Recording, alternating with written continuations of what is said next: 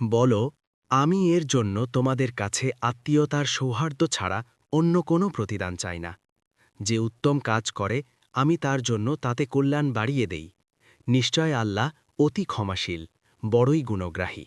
২৪ তারা কি একথা বলে যে সে আল্লাহ সম্পর্কে মিথ্যা উদ্ভাবন করেছে?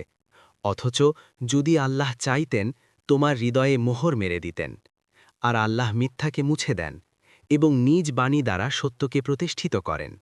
নিশ্চয় তিনি অন্তরসমূহে যা আছে সে সম্পর্কে সবিশেষ অবহিত। ২৫ আর তিনি তার বান্দাদের তওবা কবুল করেন এবং পাপসমূহ ক্ষমা করে দেন। আর তোমরা যা করো তা তিনি জানেন। ২৬ আর যারা ঈমান আনে ও সৎকর্ম করে তাদের আহ্বানে তিনি সাড়া দেন এবং তাদের প্রতি তার অনুগ্রহ বৃদ্ধি করেন। আর কাফিরদের জন্য রয়েছে কঠিন আযাব।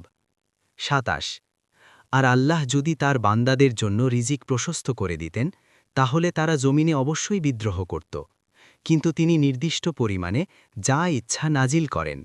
নিশ্চয় তিনি তার বান্দাদের ব্যাপারে পূর্ণ অবগত, সম্যক দ্রষ্টা। ২৮ আর তারা নিরাশ হয়ে পড়লে তিনিই বৃষ্টি বর্ষণ করেন এবং তার রহমত ছড়িয়ে দেন, আর তিনিই তো অভিভাবক, প্রশংসিত। ২৯ আর তার নিদর্শনাদলির মধ্যে রয়েছে আসমানসমূহ ও জমিনের সৃষ্টি এবং এতদভয়ের মধ্যে তিনি যেসব জীবজন্তু ছড়িয়ে দিয়েছেন সেগুলো। তিনি যখন ইচ্ছা তখনই এগুলোকে একত্র করতে সক্ষম।